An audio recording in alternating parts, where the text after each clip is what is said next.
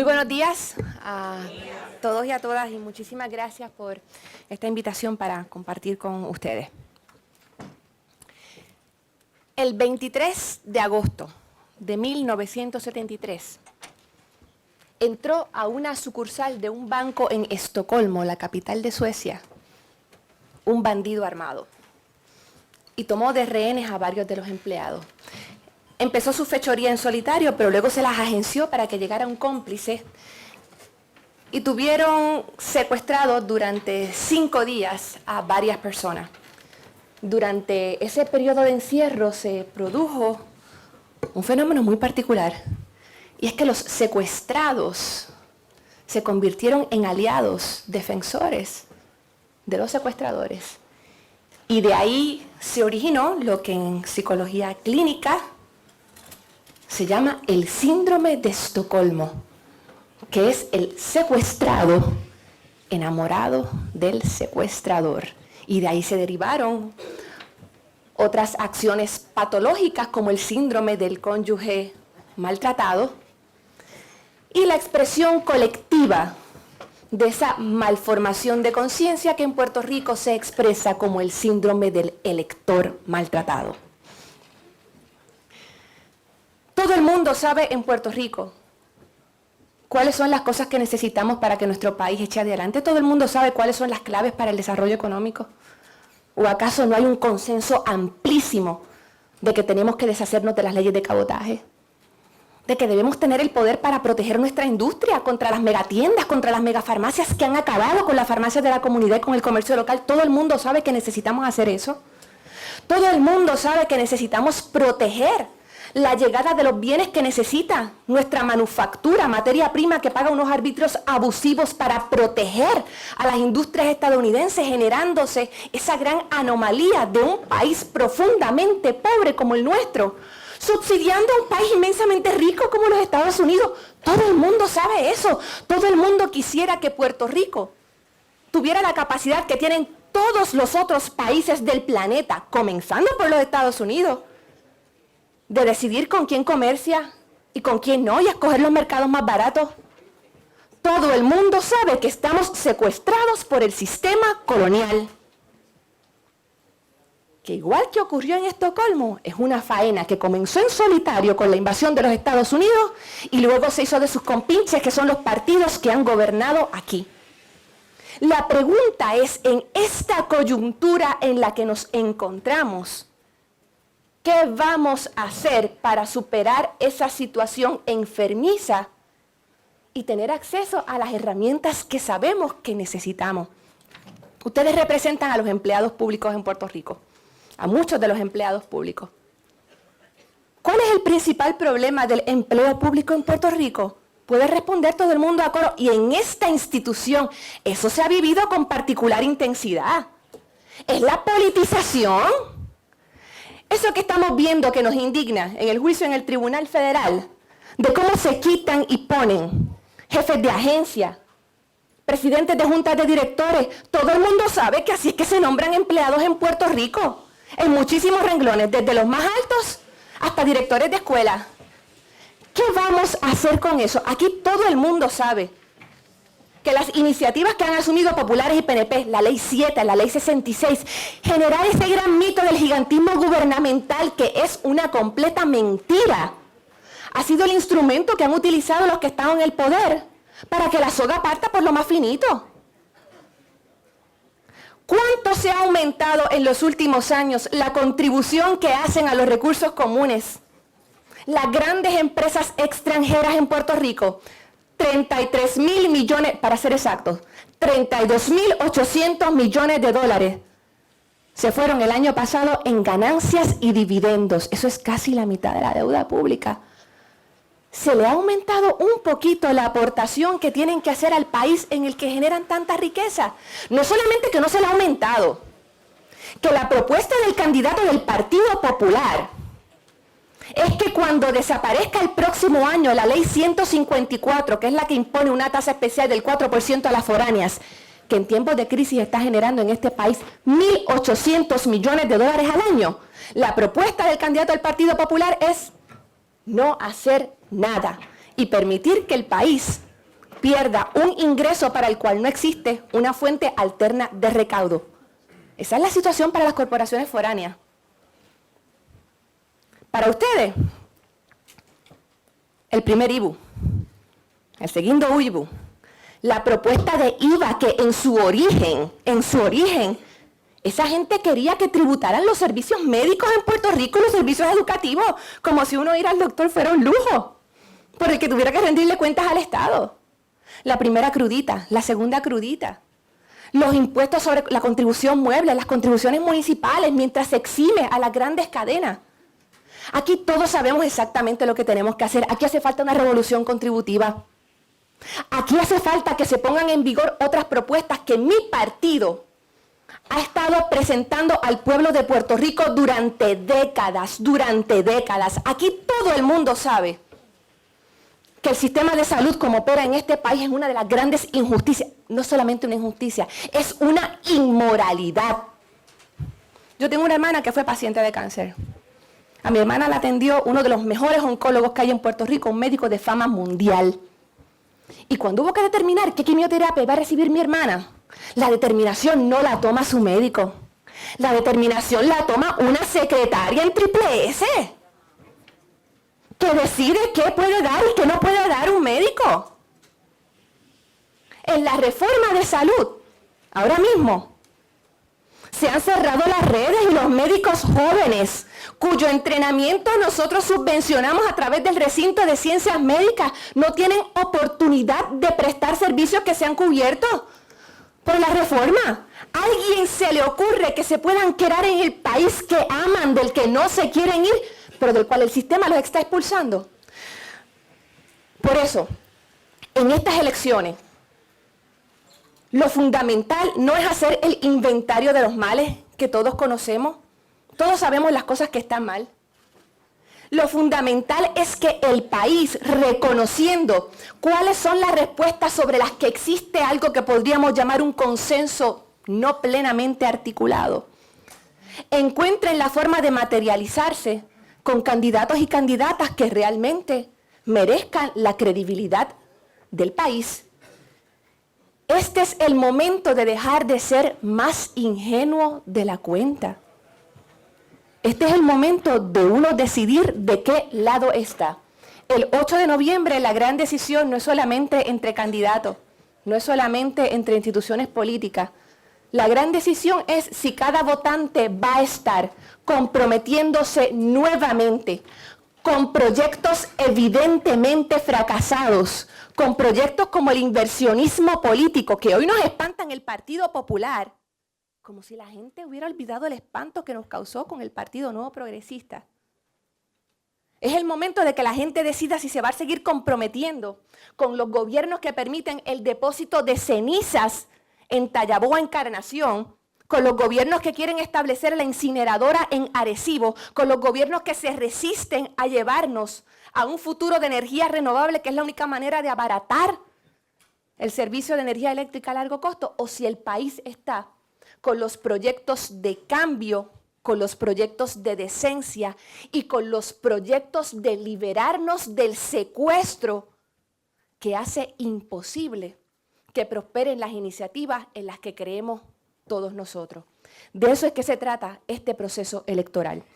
Yo llevo muchos años en la política, llevo 20 años en la política, y en 20 años yo he estado siempre donde yo he tenido que estar. Y creo que lo puedo decir con mucha más claridad quizás que cualquier otro candidato a la gobernación.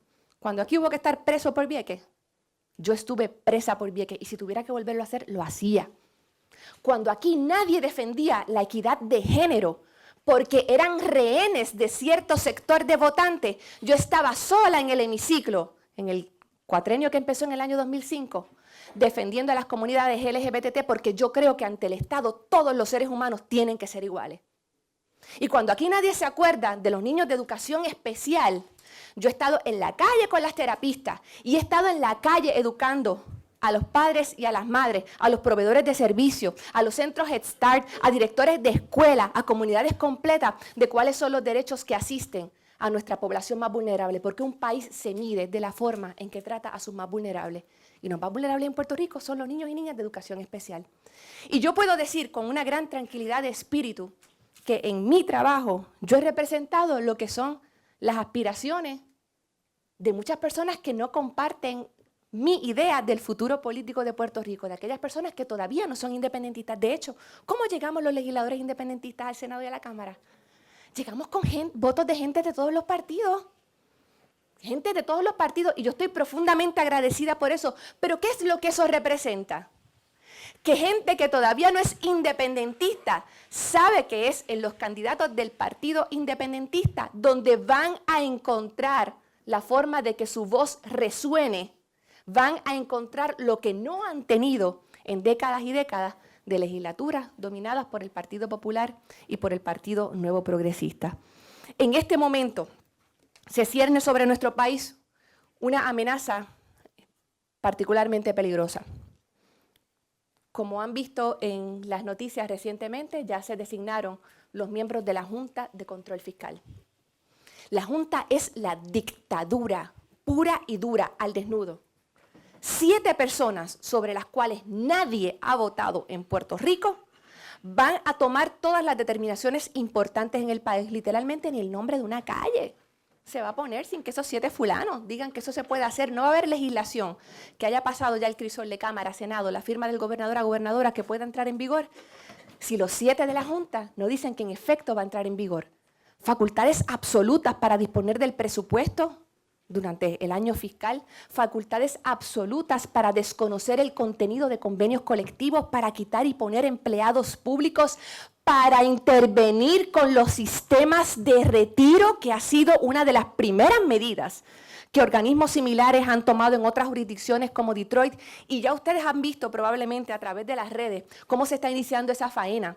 Hay todo un proyecto en la prensa estadounidense que habla de las pensiones de lujo de los empleados puertorriqueños. Todo un proyecto mediático donde se habla de cómo aquí los pensionados llevan una vida de abuso de fondos públicos. La gente que en este país vive con $400 y $500 al mes. Por ahí van a empezar, por la Universidad de Puerto Rico, por las escuelas públicas, por Centro Médico. Hay candidatos que han expresado lo siguiente, hay candidatos que dicen: tenemos que apoyar a la Junta o colaborar con la Junta, utilizan distintos términos, o presentar sugerencias a la Junta, porque después de todo la Junta es un hecho y la Junta es una ley. En efecto, la Junta es una ley. Son los mismos candidatos que cuando comenzó a hablarse de la Junta estaban espantados porque decían que se acababa el último residuo de democracia en el país.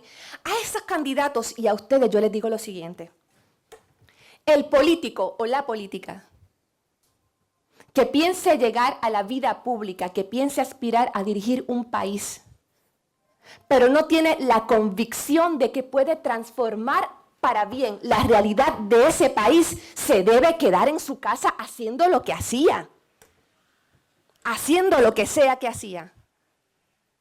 José Martí decía que la política es el arte de hacer a las personas felices, es el arte de transformar a la realidad. Por eso mi posición ante la Junta ha sido una de absoluta no colaboración. No colaboración. Y yo les aseguro a ustedes que en la medida en que mi candidatura obtenga muchos votos, más claro llega el mensaje de que aquí hay gente capaz de ponerse de pie y de decir que la realidad impuesta no es la realidad con la que tiene que vivir a perpetuidad el pueblo de Puerto Rico. Eso fue lo que hicimos en Vieques. Si en Vieques nos hubiéramos quedado con muchas marchas y con muchos piquetes, ¿ustedes saben qué? Hoy estarían disparando, un día como hoy estarían disparando. Se acabó el bombardeo porque estuvimos dispuestos a desobedecer una ley. Y hay presos y presas por eso. En esta coyuntura, nuestro país necesita unas herramientas que la Junta definitivamente no va a proveer. Cuando yo anuncié mi candidatura en diciembre del 2013, yo hice la presentación de la posición del Partido Independentista sobre el tema de la deuda pública. Mi posición era, sigue siendo, el impago total. Impago porque no hay con qué. Y una exigencia de descolonización que nos lleve por un proceso en el que podamos votar por alternativas de estatus viable. Y en aquel momento, no hace un año todavía, populares y PNP nos cayeron arriba. ¿Cómo es posible que los independentistas estén hablando de la crisis del impago? Una pregunta ahora, de nuevo sobre la realidad. ¿Estamos pagando la deuda o no estamos pagando la deuda? No se está pagando la deuda. Es exactamente como decíamos nosotros. De la misma forma que lo que está ocurriendo hoy, la quiebra del Estado, el deterioro de las instituciones públicas, es lo mismo que el Partido Independentista. ¿Han visto en las redes ese anuncio, esa portada de periódico de 1975? Rubén Berríos adelantando exactamente palabra por palabra lo que está ocurriendo hoy. Llevamos más de 30 años diciéndolo. Como llevamos más de 30 años diciendo que el inversionismo político solamente va a producir corrupción, como llevamos más de 30 años diciendo que el país necesita un plan universal de salud que le dé acceso a todo, como llevamos 30 años diciendo que el sistema de educación pública tiene que reformarse porque a las escuelas públicas llevamos nuestros hijos, sobre todo las familias, que no pueden costear el sistema de educación privada en este país, las familias más pobres, cada centavo que se le quiere quitar a los que no tienen otra vía para educarse. Nosotros llevamos predicando mucho tiempo, pero en la política hay que reconocer que existen dos niveles de situaciones. Aquellas sobre las cuales uno tiene el control, y eso quiere decir la constancia, la dedicación, la lucha, la verticalidad, la honestidad persistente, y aquellas sobre las que uno no tiene. Esas condiciones sobre las cuales nosotros los independentistas no hemos tenido el control, hoy por fin comienzan a cambiar. Los Estados Unidos han admitido la realidad del régimen colonial, han declarado a través de la determinación de Sánchez Valle, del alegato de la administración Obama, en el preámbulo de la ley promesa, que es la que impone la Junta, han declarado que toda la construcción del Estado Libre Asociado fue una farsa cuidadosamente orquestados por ellos, que Puerto Rico no tiene ninguna soberanía, que más soberanía tienen las tribus indias, que este sistema no puede continuar, que aquí la Constitución no es otra cosa que una ley más aprobada por el Congreso, que ni puede haber una delegación futura de poderes como aquella sobre la que alegadamente se construyó el Estado Libre Asociado. Esas condiciones que estaban fuera de nuestro control han comenzado a transformarse. Nos corresponde ahora iniciar como país en conjunto una aceptación de la realidad de que nuestro país tiene que transformarse y se va a transformar de una sola manera. Se va a transformar democráticamente con votos que expresen el rechazo a los que han tenido todas las oportunidades y han fracasado. El rechazo a los que consistentemente han robado, han mentido, el rechazo a los secuestradores que se han valido del síndrome del elector maltratado para continuar su agenda de desigualdad, de corrupción y de inferioridad política. De eso se tratan estas elecciones. Muchísimas gracias.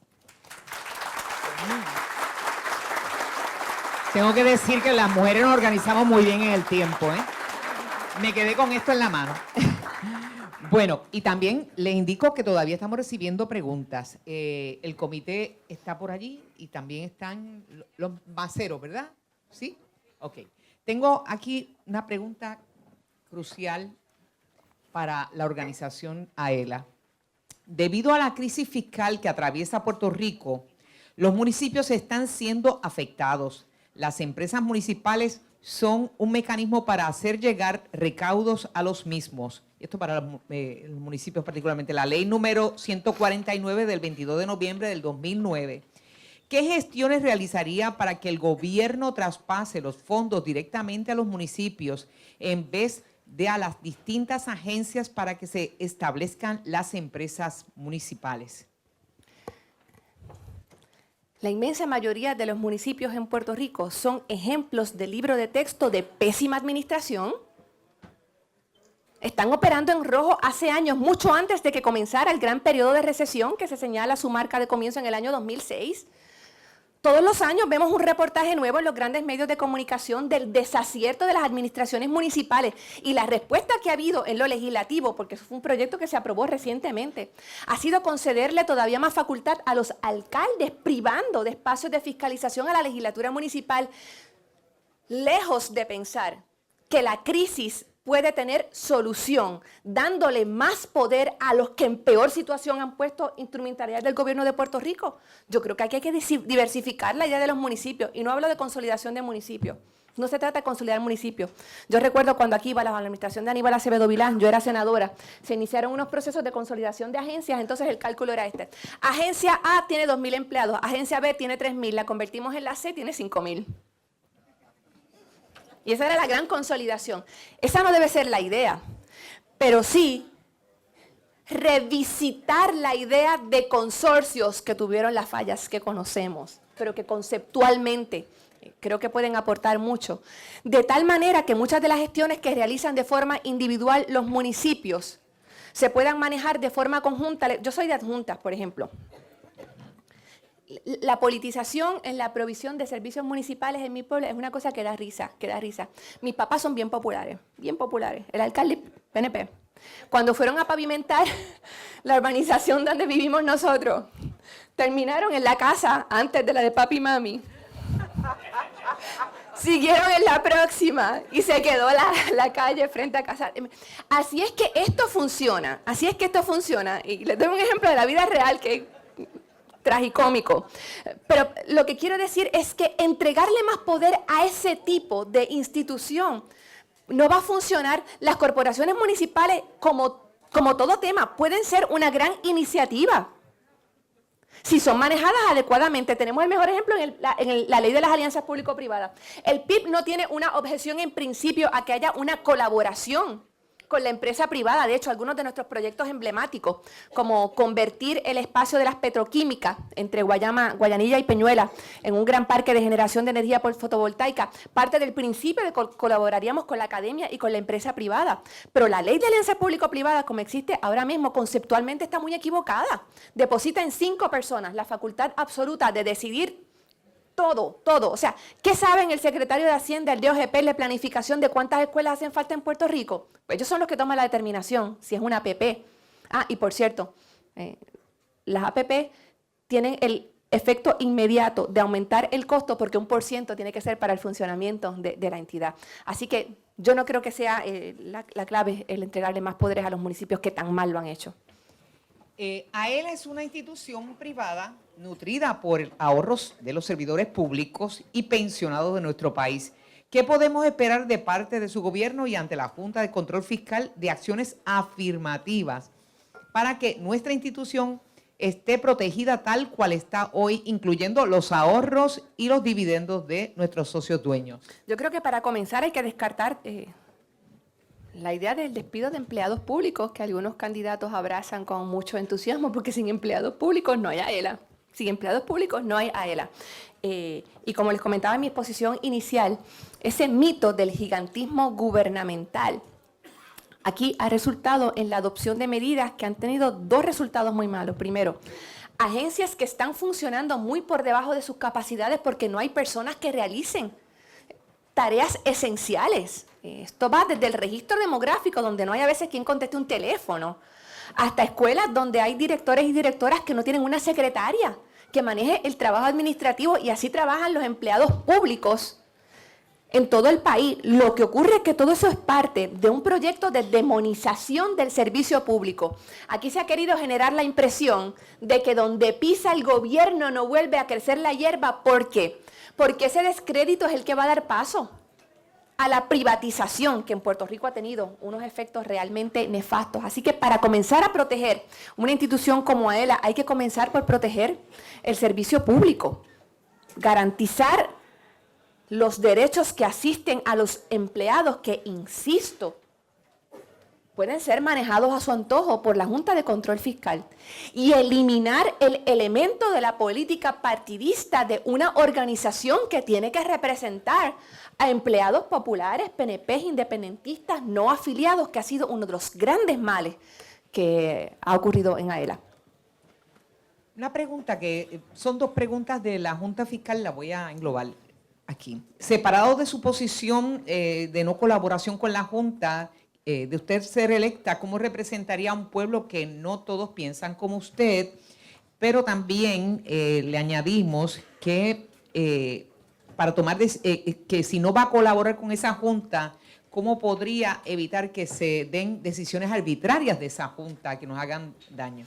Todos los gobernantes se enfrentan a un país en el que la mitad de las personas no piensan como ellos. Ahora, yo como gobernadora tendría la ventaja de que la inmensa mayoría del país, aunque todavía no sea independentista, reconoce en el trabajo de mi institución y en el que yo he hecho Un ejemplo de decencia, de honestidad y de constancia del que no puede hablar el Partido Popular y el Partido Nuevo Progresista. En ese sentido, nosotros hemos insistido, de momento no tenemos los votos, pero el respeto lo tenemos. Y si tuviéramos que escoger, nos quedamos con el respeto. Yo prefiero tener un partido limpio del 3, del 5%, a tener el Partido Popular de Anaudi Hernández. 1000 veces, 1000 veces. La importancia de muchos votos por una candidatura que se opone a la Junta es porque representa un escenario totalmente distinto para los Estados Unidos. A veces dentro del marco colonial, de esta mente pequeña en que nos han querido encajar, la gente piensa que no es posible que las realidades se transformen. Es un escenario completamente distinto el de muchos votos para los candidatos que se arrodillan frente a la Junta, frente a muchos votos para la candidata que ha decidido oponerse, confrontarse a la Junta.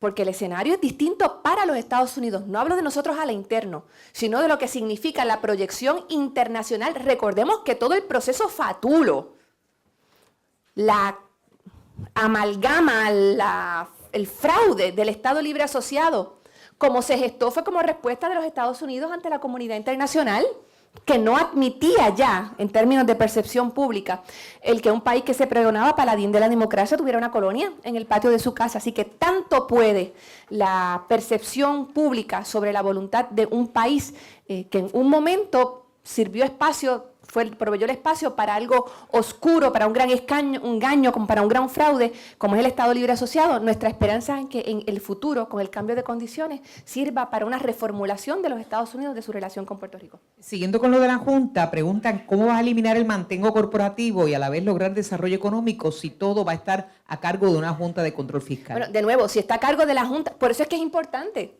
Si está a cargo de la Junta no va a cambiar.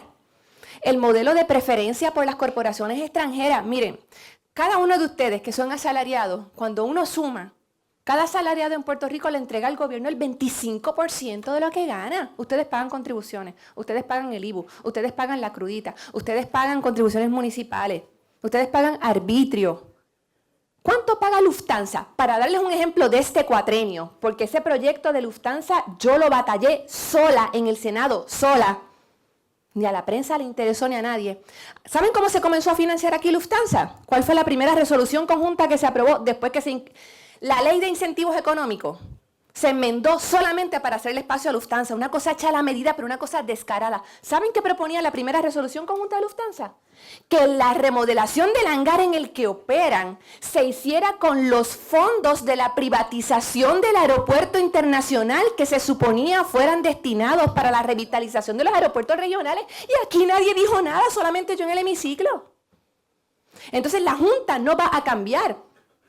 No va a cambiar ese tipo de acercamiento. Los decretos de exención contributiva en este país, bajo el que operan las empresas extranjeras, se negocian en cuartos cerrados y yo presenté un proyecto de ley para que se hiciera público algunos de esos datos y no me lo pasaron en el Senado.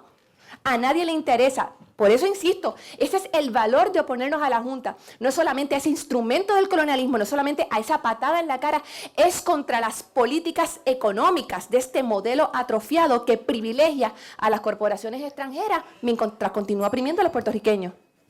Está circulando un draft, alegadamente que es congresional, y ha salido en varios programas de entretenimiento. Más mal escrito. Sí, no, y ha salido en varios programas de entretenimiento, pero algunos analistas, dije, le han dado mucha importancia. Indican que cuando culmine el periodo de promesa, entiéndase de 5 a 10 años, el gobierno federal otorgaría 25,000 millones en bloque a Puerto Rico para que lo utilice en lo que quiera y con ese dinero estarían promulgando la independencia de Puerto Rico. ¿Qué conocimiento usted tiene de que esta sea cierta y qué opinión le merece? A mí me da la impresión de que eso es una gran broma. De hecho, yo conozco a algunas personas capaces de hacer bromas tan elaboradas y las han hecho porque está muy mal escrito. Pero independientemente de que el proyecto sea, de que el borrador sea real o no, aquí comenzó a discutirse en el proceso del 89 al 91 del proyecto Johnston cómo sería la transición a la independencia.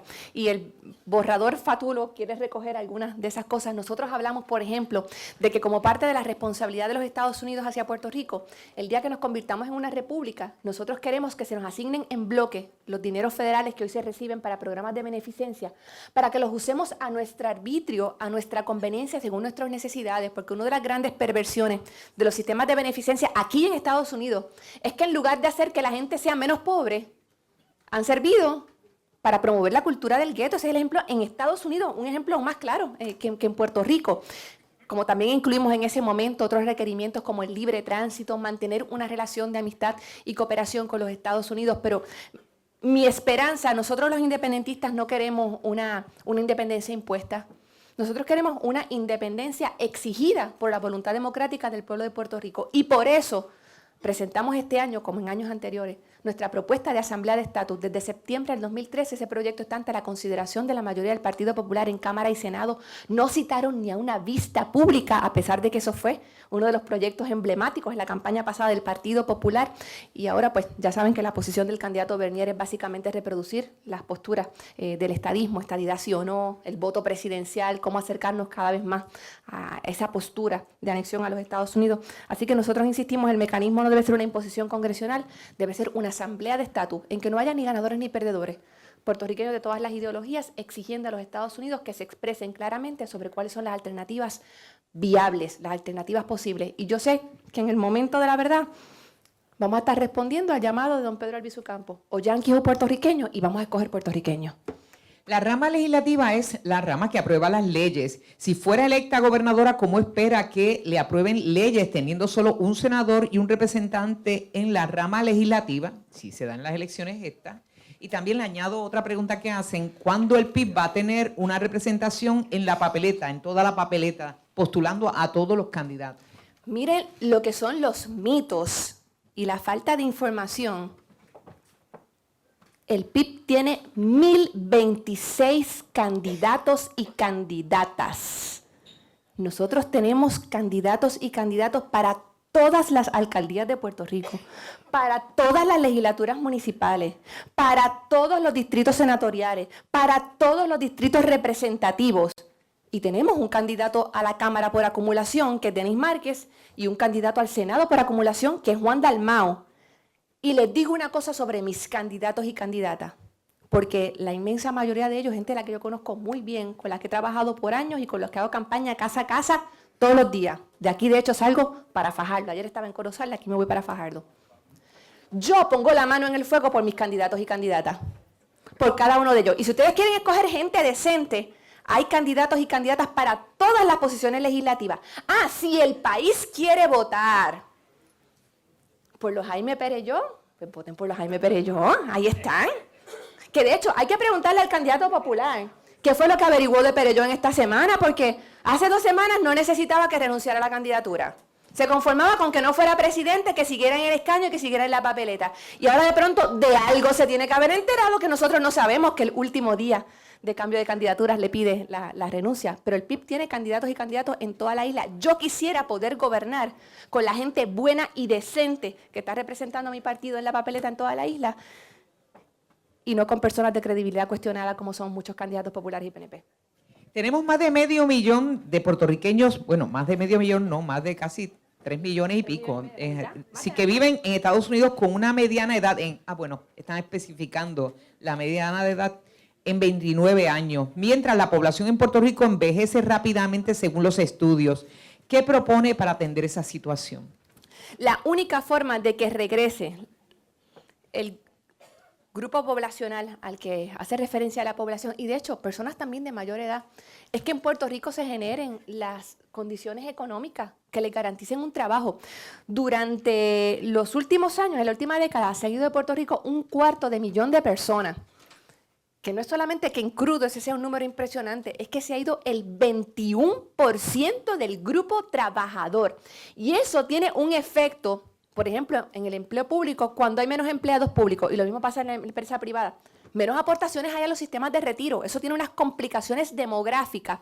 Coloca más peso también sobre la asistencia de salud a personas de edad mayor, coloca unos retos distintos en planificación urbana, en necesidad de transportación pública. La única forma de atraer a esos jóvenes es generando en Puerto Rico mayor actividad económica. Nosotros, además de que creemos que necesitamos el régimen de la independencia, para nosotros el estatus es una condición necesaria. Sin la independencia no tenemos las herramientas que necesitamos. Pero hay otras condiciones que son necesarias, por lo tanto la independencia es necesaria, pero no es la garantía única. Nosotros proponemos y para no entrar en detalles muy particularizados, mi programa de gobierno, el tema económico está en mariadelurdesgobernadora.net. Pero nosotros proponemos, a grandes rasgos, 3 principios esenciales. Primero, el desarrollo económico en Puerto Rico tiene que partir de las cosas que ya tenemos. No puede ser esta idea fantasiosa de que nos vamos a inventar un ejemplo bien claro, bien claro. De Puerto Rico se han ido varias compañías farmacéuticas que han dejado estructuras que están hábiles para la producción con certificaciones vigentes y también se han quedado personal altamente especializado. Cuando uno coloca ese avalúo de lo que tenemos con la situación del mercado mundial de fármacos, donde el 70% del mercado lo representan los productos equivalentes, los bioequivalentes y genéricos. Hay una oportunidad de negocio extraordinaria en Puerto Rico sin tener que reinventar las ruedas, porque tenemos las estructuras, tenemos la gente, tenemos el mercado. Pero ¿dónde es que está el gobernante que va a lograr imbricar esos elementos? En el tema de la agricultura, su vínculo con el turismo, con la gastronomía, con la salud, con el desarrollo económico, hasta que no se establezca, primero, el avalúo de lo que tenemos, diversificación de la producción, una de las grandes vulnerabilidades del sistema económico en Puerto Rico, el 70% de las cosas que salen de aquí, de lo que exportamos, pertenece a un solo renglón. Son fármacos y equipo médico. Esa no es una economía saludable que dependa de solamente un renglón, diversificación y finalmente el eslabonamiento de actividades. Un ejemplo de lo que pasa cuando no hay eslabonamiento son las 936. La riqueza que generaron las 936 se invirtió en financiarización, se invirtió en bienes inmuebles, contribuyeron a la creación de la burbuja inmobiliaria, cuyos resultados nefastos estamos pagando ahora, pero no se generó inversión en infraestructura que permitiera mayor desarrollo. Eso pasa cuando no hay eslabonamiento de actividades económicas y por eso para nosotros ese es uno de los principales principios de desarrollo en el país. Tenemos 2 preguntas más y como ya consumió menos tiempo de la exposición, por eso es que estamos alargando un poquito el periodo de preguntas. Usted habló del asunto de la comunidad Tallaboa que hizo como senadora, si algo, y qué hará como gobernadora para resolver la controversia ambiental. Casi nada. Yo tengo radicado el proyecto 340 para hacer ilegal el depósito de cenizas. Lleva 2 años ante la Comisión de Recursos Naturales. ¿Y qué ha hecho el Partido Popular con el proyecto? Primero, aprobaron un sustitutivo en comisión que lo que hacía era permitir que en vez de depositar en diversos vertederos, se crearan unas grandes charcas de contención que son las que han provocado los mayores desastres ambientales en el renglón de la ceniza en Estados Unidos. Así que ahí he estado yo, pero no solamente eso. De mi oficina, es más, no de mi oficina, la mecanografía yo hice. La ordenanza, que es el instrumento jurídico que ha permitido la impugnación del depósito de las cenizas, la escribí yo. Y se repartió a todos nuestros legisladores municipales. Y está vigente en 44 municipios. Y ese es el instrumento que permitió que los alcaldes de Peñuela y de Humacao fueran al tribunal a impugnar el depósito y gracias a esa iniciativa mía se ganaron esos pleitos. Y hoy el depósito es ilegal en Puerto Rico, certificado por el tribunal. Pero además de eso, hemos librado una batalla allí apoyando a nuestros obedientes civiles. ¿Quién dirige el movimiento de oposición de la ceniza? Dios mío, que ha ido ya al tribunal como 7 veces. Jimmy Borrero, candidato a la alcaldía de Peñuela, es el líder del campamento de oposición a la ceniza. Y Jimmy es de los hombres que manda y va. Ha ido al tribunal 1 vez, 2 veces, 3 veces, 4 veces. Y esa comunidad, con el apoyo del Partido Independentista, con la militancia de la zona y con el instrumento jurídico que le proveyó mi oficina, hoy está en victoria en el tema de la ceniza, esperando a que haya suficiente voluntad en la Asamblea Legislativa para aprobar un proyecto que definitivamente acabe con el depósito de ceniza. La última pregunta. Exponen aquí que algo que pasó, que leímos en la prensa muchos. El banquero Richard Carrión manifestó públicamente el 26 de junio del 2016 que nos han dicho legislativamente, jurídicamente y ejecutivamente, habla de Estados Unidos, que somos poco más que ganado en una finca. Dijo un poquito más incluso. ¿Qué opinión le merece esa expresión? Bueno, está el ganado que se deja conducir al matadero. Y que lo que quieren es que la marca del dueño, el carimbo, que sea más bonito, que sea en colores. Hay gente que le gusta eso. Hay mucha gente a la que le gusta eso. Y está el que se revela, como nos enseñó de Diego. Está el que se revela. Y eso es lo que representa el Partido Independentista. Este es el momento. Betances tiene esa frase maravillosa que decía, ¿qué esperan los puertorriqueños que no se rebelan? ¿Qué le pasa a los puertorriqueños que no se rebelan? ¿Cuánto más nosotros vamos a esperar? Miren, este tema de la Junta, ya viene la dictadura, vienen estas 7 personas, y aquí hay candidatos que dicen, pues como esa es la ley, ni modo, la vamos a obedecer, vamos a colaborar con ellos para que el golpe sea menos malo. Ese es el síndrome de Estocolmo ahí completito, retratado en la papeleta. Oye, y el día que el Congreso diga, también vamos a eliminar la legislatura, porque lo pueden hacer. Y también vamos a eliminar la posición de gobernador electo, porque lo pueden hacer. De hecho, y esto está contenido en uno de los informes del Task Force presidencial, jurídicamente Estados Unidos puede empaquetar a Puerto Rico y entregárselo a quien le parezca. Si encuentran unos chinos que hagan un buen negocio con nosotros, ahí, miren, y no es tan descabellado porque ¿cómo nosotros llegamos a las manos de los Estados Unidos? Porque en aquel entonces fueron los españoles los que nos empaquetaron y nos entregaron a los Estados Unidos. Entonces, pues qué bueno que el señor Carrión se da cuenta de eso. Qué bueno que ¿Y qué vamos a hacer? ¿Embestimos, como dijo José de Diego, o nos quedamos haciendo fila para el matadero? El Partido Independentista sabe dónde está y su candidata sabe dónde está. Bueno, muchas gracias a María de Lourdes Santiago.